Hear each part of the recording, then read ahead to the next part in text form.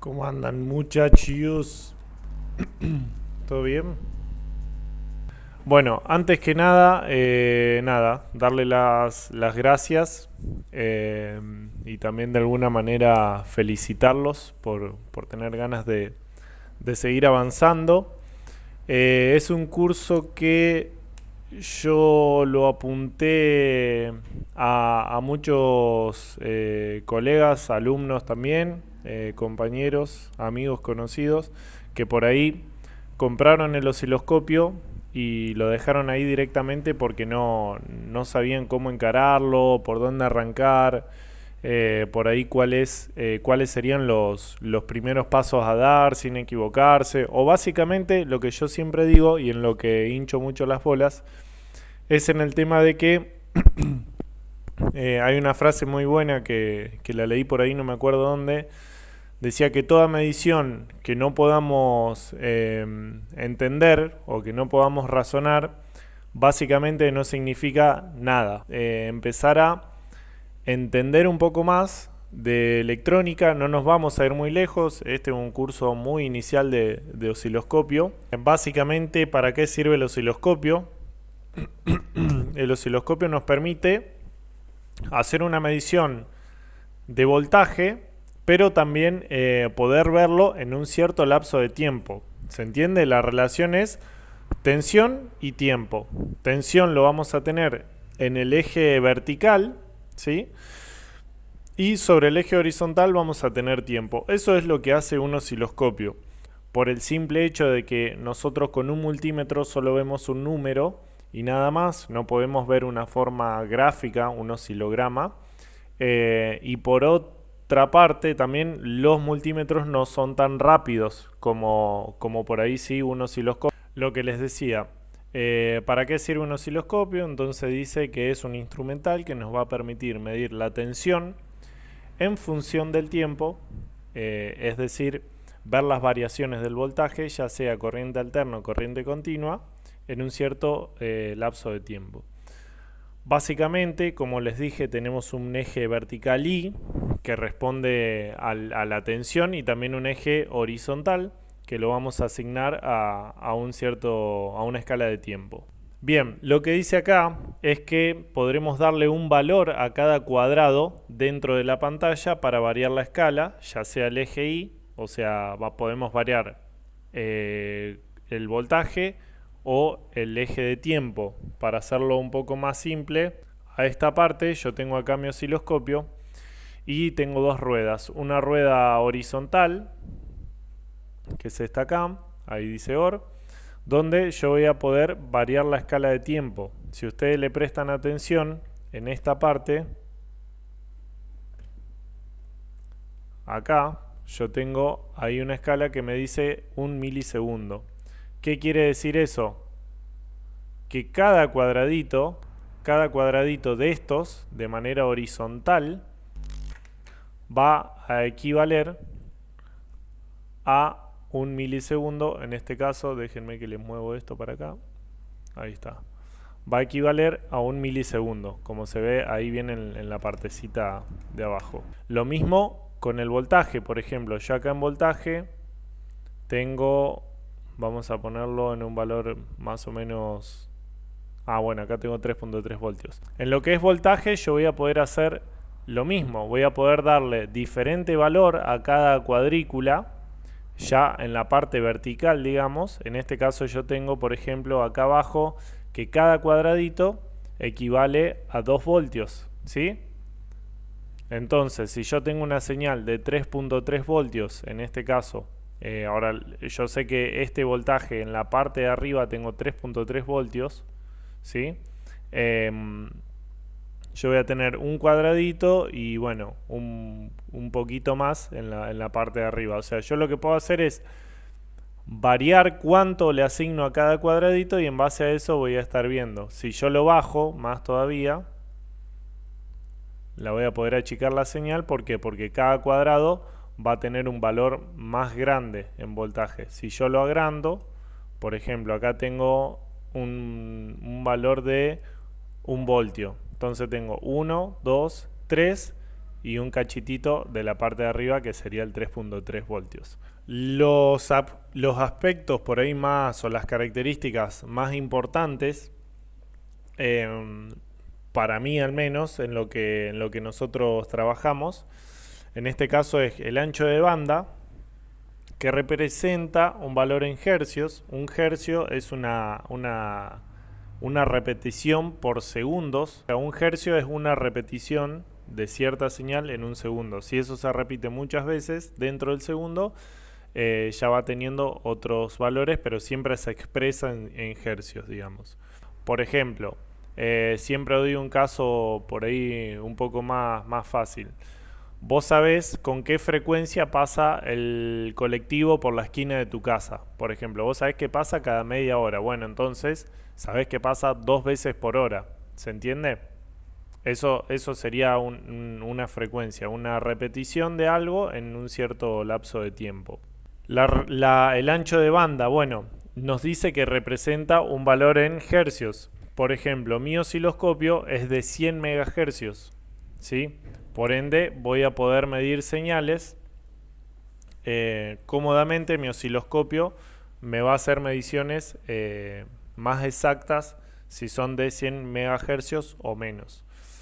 Bien, por lo general, para las señales periódicas, el ancho de banda debe ser el triple de la frecuencia máxima que vayamos a medir. Dice que es una de las especificaciones más importantes e influye directamente en el precio del instrumento.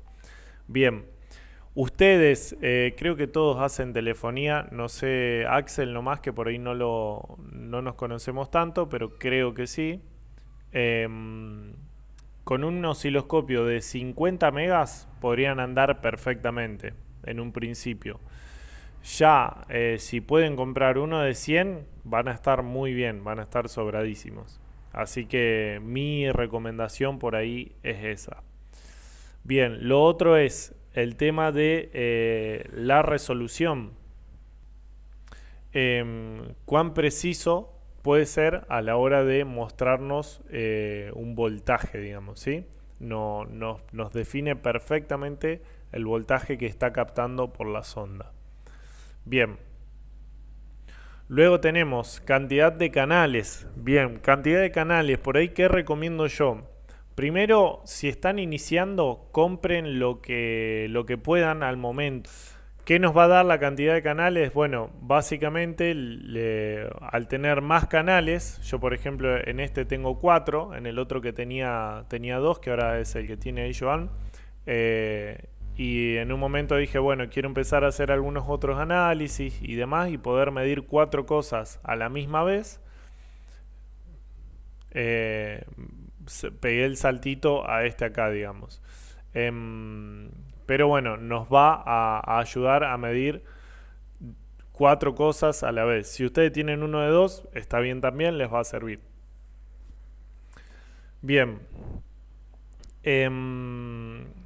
Después hay otra de los puntos de los cuales se habla mucho también, que es el sample rate o muestreo, donde básicamente nos dice cuántas veces por segundo se capta una señal.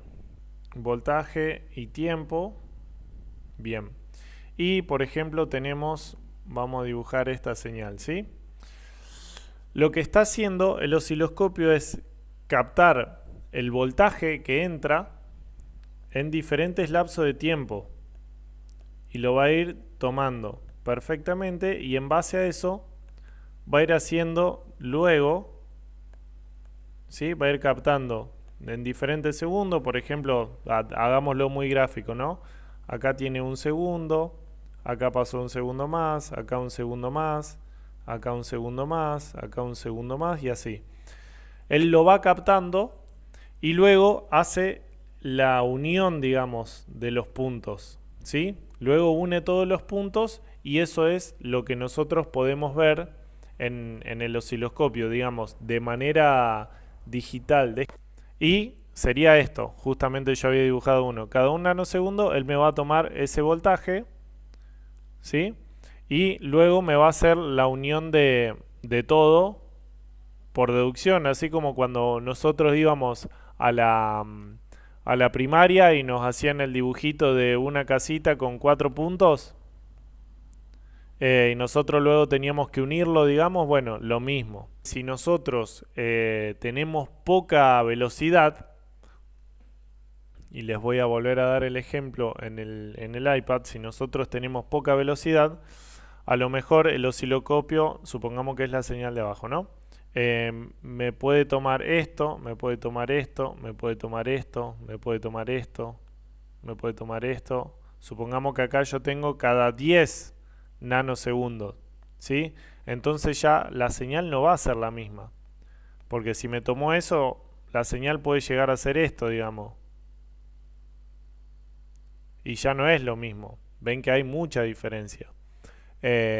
Y nosotros podemos estar viendo eso en el osciloscopio y no sería lo que realmente está pasando, digamos, ¿sí? Cuanto más velocidad tiene, mejor es porque más precisa va a ser la medición que haga también. El record length o memoria, generalmente lo van a encontrar como record length porque vienen todos en inglés, que ya es la memoria, digamos.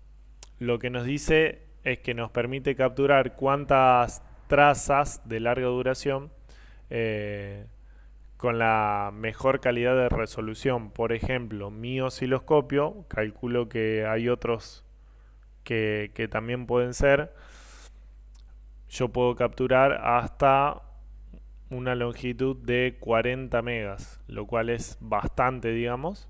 Los primeros pasos para la medición, ¿qué es lo primero que ustedes tienen que hacer con las ondas? Cuando compran las ondas se le llama la punta, ¿no? Al cable.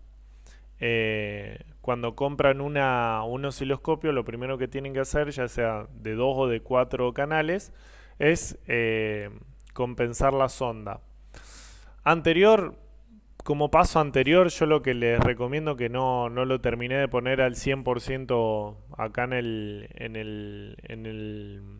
el PDF, pero lo que yo hago es hacer un default o una restauración, digamos, que no es lo mismo que AutoCal, ¿sí? Tengan cuidado con eso.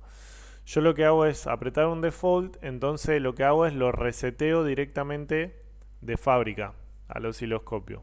¿Qué es la compensación de la sonda? Adentro, en la punta de la sonda, tenemos un capacitor variable, ¿no? ¿Para qué? Para poder captar la señal esta que estamos tomando, el capacitor nos va a ayudar para tomar esa señal.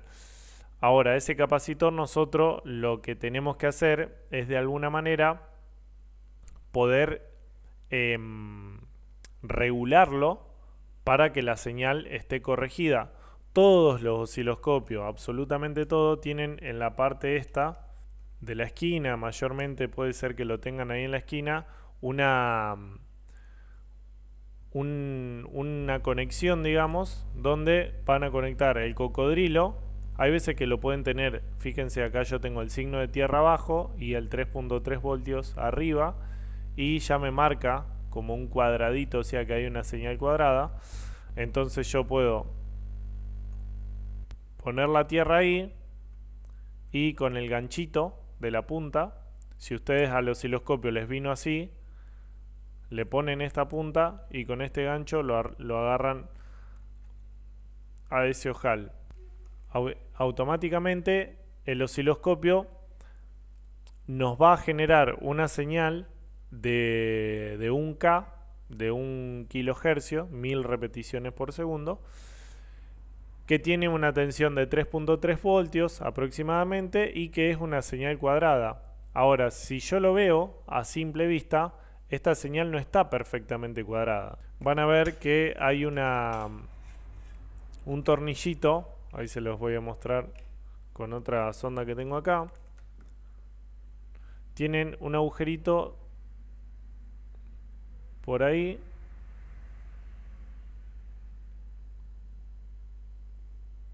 Se me está girando ahí. Donde nosotros vamos a tener que meter el tornillito el destornillador cerámico que viene y regularlo. Y lo que voy a tratar de hacer es dejar esto, lo puedo variar para un lado o para el otro, y lo voy a tratar de dejar lo más cuadrado posible. Luego, ya una vez que compensamos la sonda, vamos a ir a configurar el canal. La mayoría tienen un botón donde dice CH. Si no lo tienen abajo de cada rueda, lo pueden tener al costado. Y acá yo configuro el tipo de corriente, si es corriente alterna, corriente continua o una corriente de tierra. Yo voy a usar corriente continua porque nosotros lo vamos a usar para medir voltaje en corriente continua. Tenemos, bueno, el sondeo. Dijimos que lo íbamos a usar en 10x. Y el límite, dependiendo lo que estemos midiendo, lo vamos a usar en el ancho total de banda, o sea, en 100 MHz o en 20 MHz. Esto lo vamos a dejar por ahora en el ancho total de banda. Bien, yo sé que ahí más o menos mi osciloscopio estaría perfecto como para poder empezar a hacer una medición. Bien, tenemos primero la más importante, que ya la vimos, que es la opción de default. Es entonces hacerlo antes de la compensación, entonces nos aseguramos de que quede bien hecho.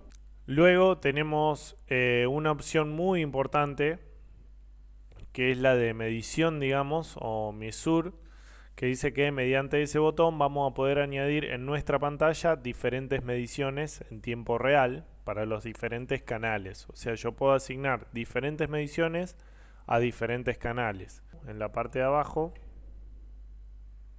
y me va a decir qué quiero añadir. Bueno, por ejemplo, yo puedo venir y puedo ponerle añadir.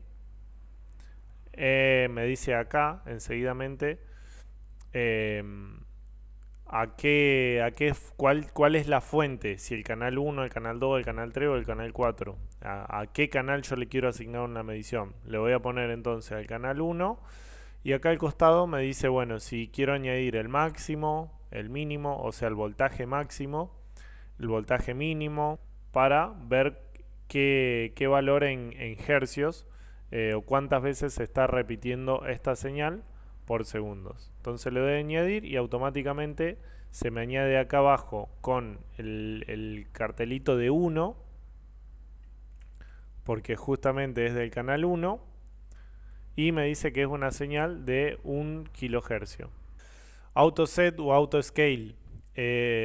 Bueno, ya lo dice de entrada, no lo recomiendo. Es una función en la que directamente el osciloscopio ajusta solo la división de voltaje y de tiempo, y el trigger, digamos, para captar una señal.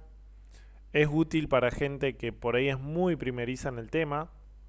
Después tenemos lo que es el cursor, que básicamente lo que hace esta señal perdón, nos sirve para ejecutar un par de líneas, nos tira un par de líneas horizontal y vertical, y vamos a poder medir ahí mismo ya sea voltaje o tiempo.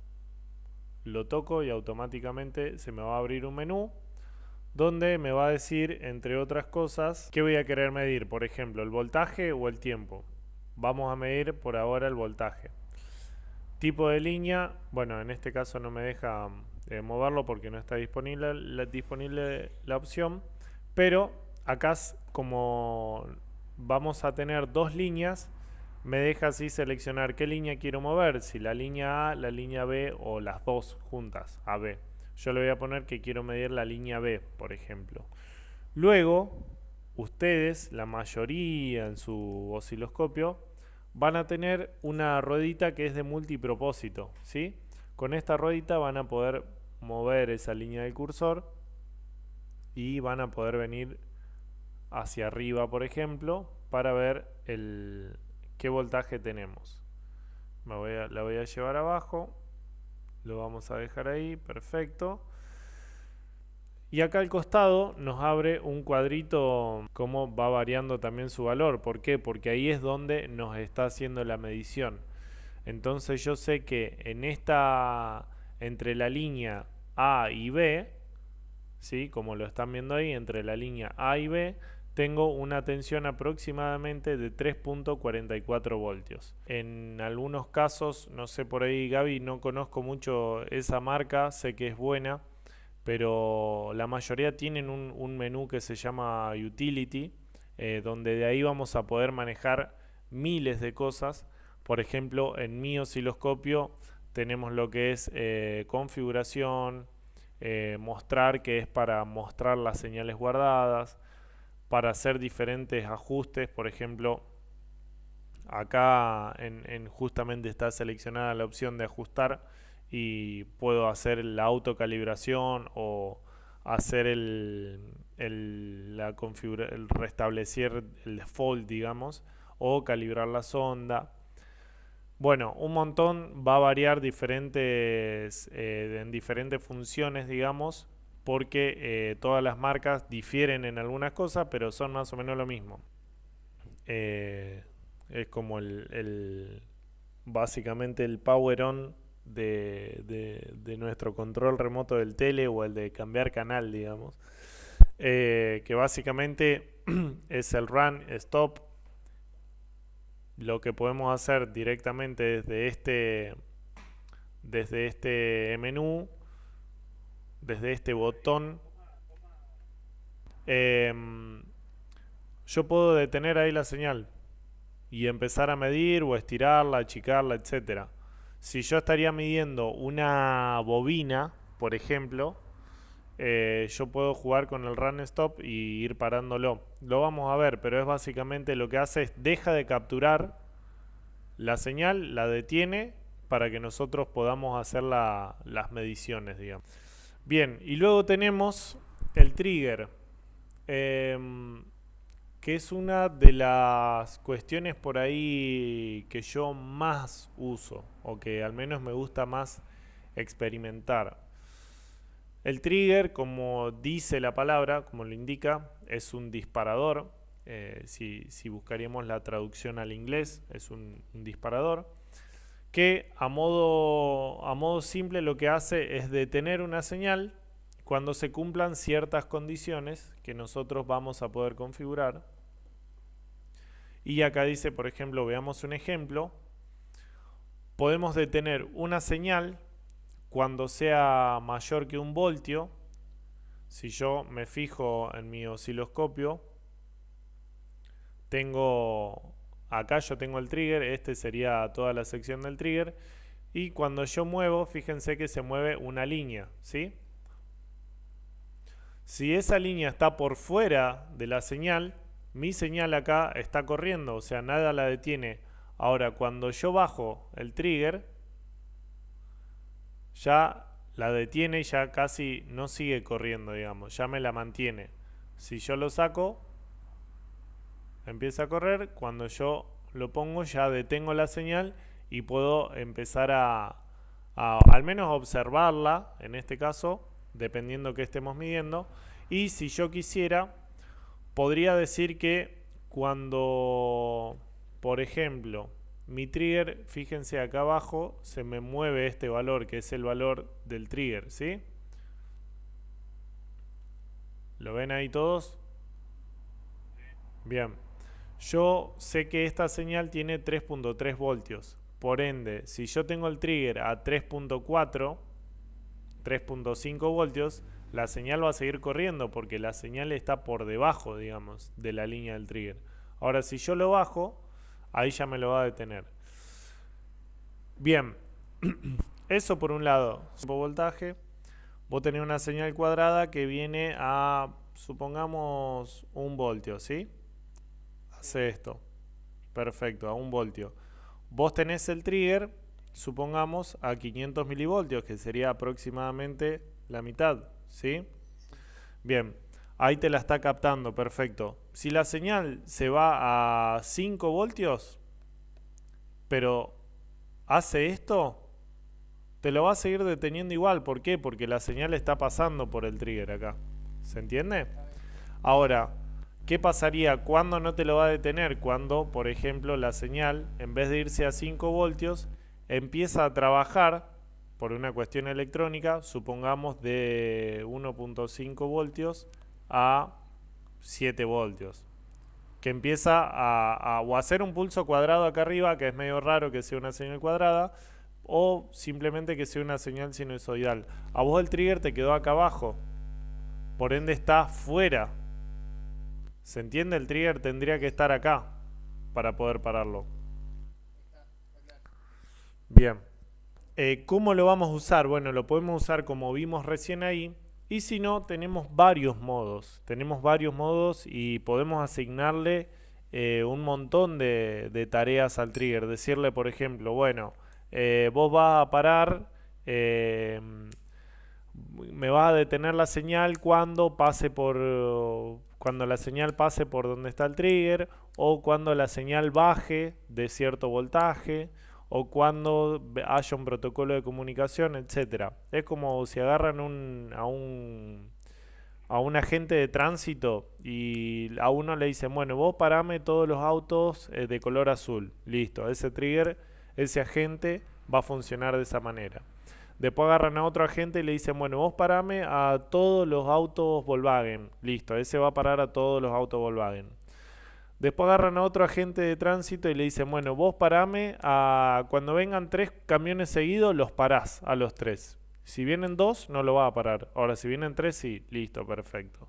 Y así, uno le puede asignar diferentes tareas y diferentes condiciones, si se quiere.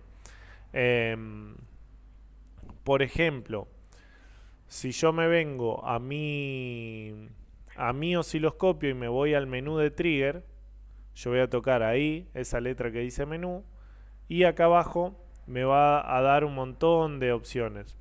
Entre ellas me dice que tengo límite, o sea que cuando la señal pase por un límite se va a detener.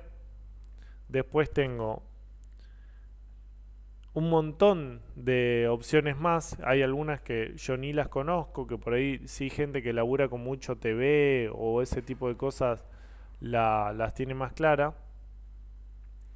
Después tenemos el Plalock, que es otro tipo de trigger que yo no lo uso, no lo conozco, porque ya son muy pero muy específicos. Y después, por ejemplo, tenemos el tipo bus, que ahí sí ya me detecta un bus, por ejemplo, un I2C, un SPI, un CAN o un RS232, etcétera, que ya son bus de comunicación.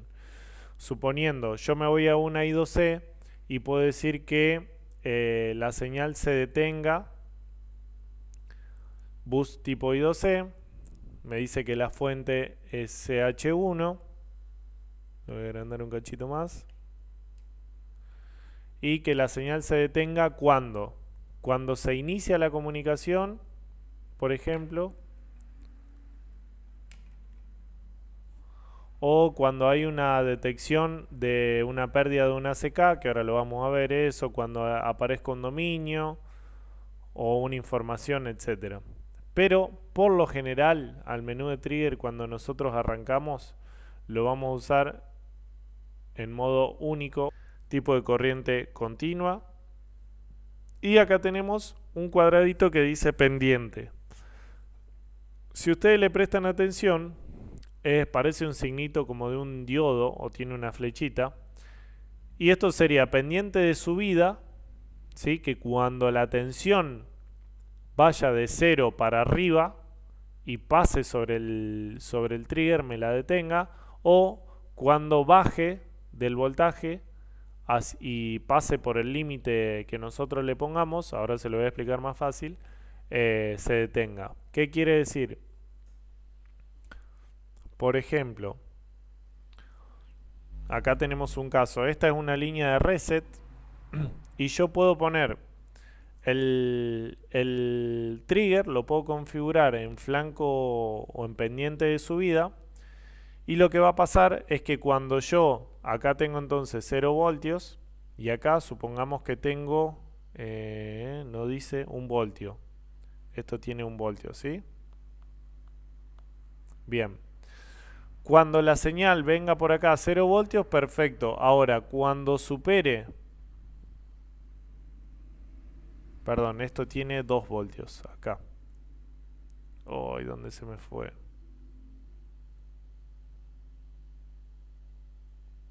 Denme un segundo, ahí está. Esto tiene acá 2 voltios, ¿sí? Bien. Y yo el trigger lo tengo puesto en 1 voltio.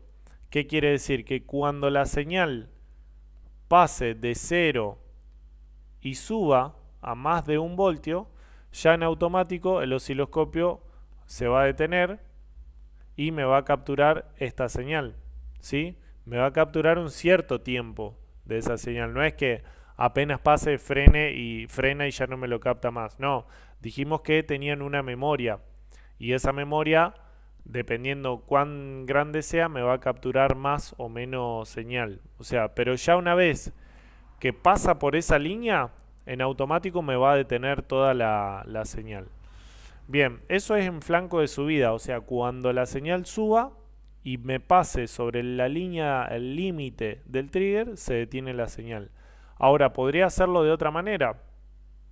Podría hacerlo cuando sea en flanco o en pendiente de bajada. ¿Qué va a pasar? La señal va a venir, va a subir, va a pasar perfectamente el trigger porque está subiendo. Ahora, cuando baje y pase el voltio, este que nosotros le habíamos asignado por acá, cuando pase esa tensión, le va a dar el aviso también a que se detenga. Eso es el flanco de bajada. Yo lo que hago es agarro un alambrecito de estaño o lo enrosco, o si tengo un alambre más grueso, sueldo un poquito y ya me queda ahí perfecto. El estaño es muy pero muy buen conductor, así que no van a tener problema, o sea, van a poder medir bien. No cerré la idea de la punta. Lo que hago es, como las puntas por ahí son muy grandes, eh, corto una aguja bien finita. Si es una aguja de esas de aguja de tatuador, o si no una aguja común, en este caso una aguja común, les doy unas vueltitas con alambre y después les meto un puntito de estaño. No queda 100% soldada, la verdad, porque es un material medio raro, tiene plata y oro, entre otras cosas, la punta del osciloscopio. Pero sí queda bien firme y queda haciendo contacto, pero si le hacemos mucha fuerza, obviamente se nos va a desoldar. Esperar a que... Ahí ya puse el modo single. Cuando algo baje por ahí, me lo va a detener. Cuando capte algo, me lo va a detener y ya voy a poder ver qué es lo que me captó, digamos. Bien, ahí ya tengo. Fíjense, cuando pasó esa línea,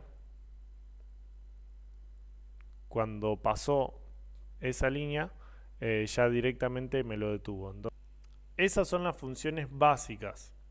Lo que dice acá también que tenemos otras funciones, que es lo que les expliqué anteriormente, que por ahí tenemos otro tipo le podemos dar otros tipos de condiciones al trigger, o sea, podemos directamente decirle que cuando haya un start de una I2C me lo detenga, haciendo un repaso de lo que es una I2C. No, yo me refiero a un start. Cuando hablamos de un start estamos hablando de ya lo que es la comunicación I2C. Por ejemplo, o en cualquier protocolo se produce un start.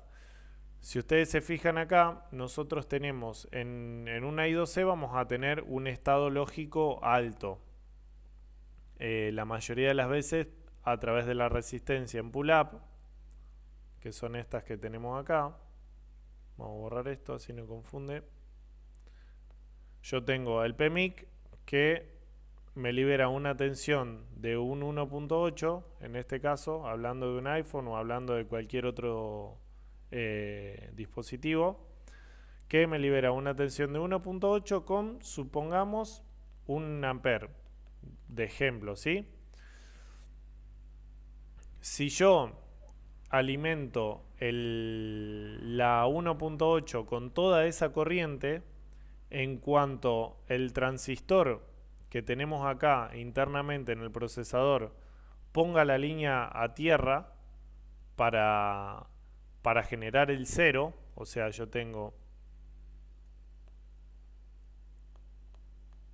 1.8 y acá tengo 0 voltios y esto es tiempo, ¿sí? Este voltaje me lo da el PMIC. Cuando el MOSFET pone a tierra la línea, me genera el 0, porque dijimos que donde hay un corto no hay tensión. Siempre que haya un corto o un consumo va a disminuir la tensión por una cuestión lógica, física, explicada en lo que es también lo que es ley de Ohm y demás. Bien, entonces si yo este 1.8 viene con 1 ampere, se genera un corto total, se genera un corto y el equipo se va a apagar o se va a reiniciar. Entonces aparecen las resistencias pull-up, que ¿qué hacen? Por ejemplo, una resistencia de 1K me limita, como la resistencia limita la corriente, acá solamente me deja pasar, supongamos algo así como 0.00, creo que 15 microamperes, una cosa así es. Es muy pero muy bajo el valor, entonces no llega a ser un corto. No hay un corto porque no hay un gran consumo de corriente. Y de esa manera la CPU, al poner la línea en corto, solamente tenemos una caída de tensión, y si tenemos una caída de tensión solamente tenemos un 0. Cuando el MOSFET la suelta se va a ir a 1 de nuevo, cuando el MOSFET la pone a tierra se va a ir a 0, y así se me va generando un pulso cuadrado. Tanto sea para lo que es el System Data o el System Clock. ¿Alguien no sabe lo que es una I2C? Bueno, ahí los chicos ya los conozco, sí. Por ahí el que menos conozco es a Axel.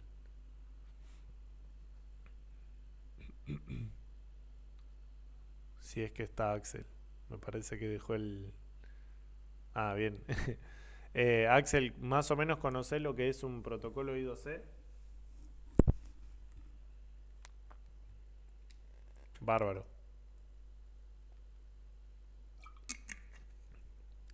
Entonces, así es como se genera una comunicación. Pero yo le puedo decir al trigger, bueno, cuando se produzca un start, ahí detener la comunicación. ¿Qué quiere decir un start? Bueno, el start se produce cuando System Data entra a un estado lógico bajo. En automático, System Clock empieza a emitir su reloj, digamos. Esto se le llama al start, cuando System Data pasa a un estado bajo, cuando System Clock aún sigue en un estado alto. Entonces, cuando el osciloscopio detecte esto, me va a detener una señal. O lo podemos hacer, por ejemplo, en vez de decirle de un start, que cuando detecte una CK. ¿Qué quiere decir? Que va a tomar todo esto, el start, el address o la dirección del esclavo, va a tomar si es una lectura o escritura, y luego viene la ACK. Cuando él vea que hay una ACK, detiene la señal y nos va a capturar, obviamente, dependiendo de la memoria que tengamos, todo este paquete de comunicación. Son funciones que yo por ahí no uso. ¿Por qué? Porque realmente me parece que lo ideal para esto es ya hacerlo con un analizador lógico. Yo el osciloscopio no lo uso demasiado para decodificar, o no lo uso para analizar al detalle una comunicación. Lo uso para ver si está la actividad, si tengo la línea de reloj, si tengo la línea de datos, si tengo un reset, si tengo cualquier línea eh, sinusoidal, por ejemplo un oscilador, etcétera. Para eso mayormente lo uso. Si un oscilador está en frecuencia y demás. Ahora, si yo quiero analizar un protocolo de comunicación y voy a algo más preciso, de hecho, locamente, algo más preciso es un analizador lógico, lo puedo usar, que es este acá. Open Capture. No sé si habrá algo guardado. Por ejemplo, yo ahí puedo ver esto. Ven que ya es... Yo acá tengo una I2C donde en la parte de arriba tengo lo que es System Data, en la roja es System Data, y en la parte de abajo sí tengo lo que es System Clock. Y de hecho acá yo ya tengo una decodificación hecha. ¿Qué quiere decir? Que yo ya veo quién se está comunicando con quién. Em, yo ya para hacer este tipo de laburo sí uso un analizador, porque me permite verlo mucho mejor, bastante mejor. Yo acá ya puedo ver la dirección, si hay una lectura o una escritura, puedo ver un montón de cosas y analizarlo. Cada circuito, bueno, si lo encontramos y si no, no hay drama. Cada circuito tiene su propia dirección. ¿Qué quiere decir? Básicamente que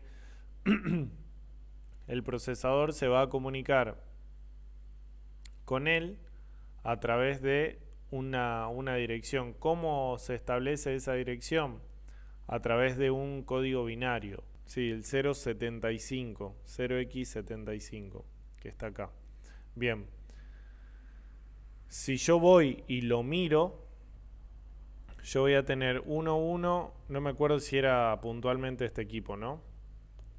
1, 1, 1, 0, 1, 0, 1. Si yo esto lo quiero eh, hacer de manera binario, o sea, ¿cómo lo hace el CPU? Bueno, volvemos, escala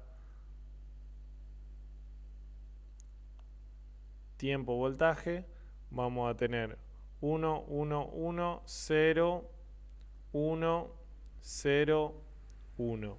Esa sería la dirección. 1, 1, 1, o sea, un estado lógico alto, 0, 1, 0, 1. Y ahora ya empezamos con lo que es la parte de ya más de cuáles son las mediciones más comunes que por ahí yo realizo. Yo ahí tengo, si lo ven, hay una señal que está pasando rapidísimo, es porque yo tengo el trigger por fuera del rango. Ahora, si yo lo paso por acá, ya va a buscar de detenérmela un cachito. Y ni hablar si lo pongo en modo single, me va a capturar la señal. Vamos a ponerlo de nuevo. Y ahí ya me capturó la señal. Bien. ¿Qué voy a poder analizar acá? Bueno, un montón de cosas. Primero veo una tensión de alimentación, digamos, o la tensión inicial, que es esta acá. Luego veo picos donde en esta parte yo veo algo raro, eso no tendría que estar ahí y creo que por ese motivo este equipo no está encendiendo. Después si lo reparo se los voy a confirmar. Acá tengo una cuestión media rara, o sea, eso no es común que esté este rizado ahí, sino que directamente ya viene el tren de pulso, que sería esto, serían estos picos de tensión, digamos, donde lo que está pasando acá es que tenemos la tensión de entrada y luego tenemos el MOSFET la va a conmutar varias veces, o sea, la va a poner a tierra 1, 2, 3, 4, 5 veces a esta bobina para cargarla de energía y luego la va a sostener un poco más en esta parte y después ya la bobina se descarga, digamos. Y cuando se descarga me produce este rizado, ¿sí? O esta descarga. Bien, eso es lo que pasa, digamos, con una bobina. A mí esa bobina me resulta un poco rara. Cuando nosotros veamos una señal, entonces vamos a tener que analizar lo que veíamos recién. Una tensión de entrada. Una tensión de entrada. ¿Por qué no lo tengo esto? Bien, el voltaje de alimentación, digamos, ¿sí? Que está acá en esta parte. Luego tenemos el periodo, lo que se llama periodo Dewell, que es el tiempo que mantiene a tierra la línea. Por ejemplo, en este caso dijimos que esto era una salida del PMU a través de un book, alimenta a la CPU. Perfecto. Listo. Yo voy a buscar el tiempo el periodo Dewell. Supongamos, lo vamos a buscar en uno de los pulsos, perdón. Y lo que voy a hacer es venir, menú cursor. Voy a simplemente, lo que yo quiero ver es el tiempo. Y me voy a ir con la línea A y voy a buscar el principio. Luego me voy a ir con la línea B. Y voy a buscar por acá casi el final. O sea, cuánto tiempo mantuvo en este 0 voltios, digamos, a tierra el PMIC a la bobina, digamos. Y me dice más o menos son 276 nanosegundos. Si yo la corro a la señal, fíjense, casi en todos es el mismo tiempo. Obviamente esto varía dependiendo un montón de cuestiones, ¿no? No vienen al caso ahora. Pero sí tienen más o menos una variación de 270, 280 nanosegundos. Bien. Que es esto que veíamos recién, que es el periodo Dewell que estábamos viendo acá. Bien. Luego tenemos el tren de pulsos, que el tren de pulsos es lo mismo que tenemos acá. En este caso tenemos 1, 2, 3, 4, 5, 6. 6 pulsos. O sea, conmuta 6 veces el MOSFET internamente. Y luego la va a mantener de nuevo en esto que decíamos del periodo Dewell. Yo voy a correr línea A y B, voy a correr todo para acá. Ya la mantiene un tiempito más. Aproximadamente unos 1 microsegundo, un poquito más. 1.04 microsegundos según mi osciloscopio. O sea, la mantiene un poco más a tierra y luego ya la suelta y se produce la oscilación, que la oscilación es la descarga de la bobina, que aproximadamente tiene unos 420 nanosegundos esta bobina. Obviamente que nosotros, dependiendo qué bobina estemos midiendo y en qué momento,